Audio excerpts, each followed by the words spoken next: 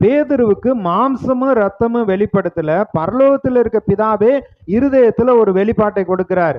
இவர் ஜீவனுள்ள தேவனுடைய குமாரனாகிய கிறிஸ்து, பரலோகத்திலிருந்து நம்மை ரட்சிக்கும்படியாக அனுப்பப்பட்ட மேசியா அப்படிங்கிறத பிதா வெளிப்படுத்தினார். இவர் டக்குன்னு சொல்லிட்டார், இந்த வெளிப்பாட்டின் மேலதான் என் சபையை கட்ட போறேன், நான் தான் நித்திய கண்மலை.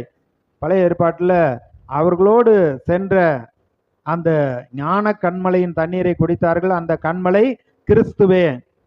பழைய ஏற்பாட்டில் அக்கினி ஸ்தம்பம் மேக ஸ்தம்பத்தில் தேவன் அவங்களோடு வழி நடத்தினாரு. அங்கே இயேசுதான் தேவதூதனாக அங்கே வந்திருக்கிறார். அந்த கண்மலை கிறிஸ்துவே என்று சொல்லப்பட்டிருக்கிறது.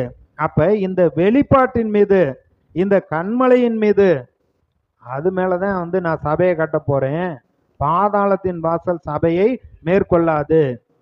அப்ப இதே மத்தேயு 18வது அதிகாரம்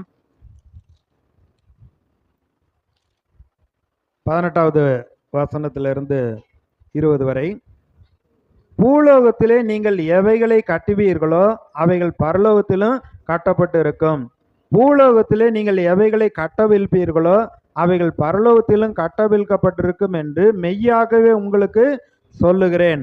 அல்லாமலும் உங்களில் 2 பேர் தாங்கள் வேண்டிக் கொள்ள போகிற எந்த காரியத்தை குறித்தாகிலும் பூமியிலே ஒருமனப்பட்டு இருந்தால் பரலோகத்தில் இருக்கிற என் பிதாவினால் அது உங்களுக்கு உண்டாகும் என்று உங்களுக்கு சொல்லுகிறேன்.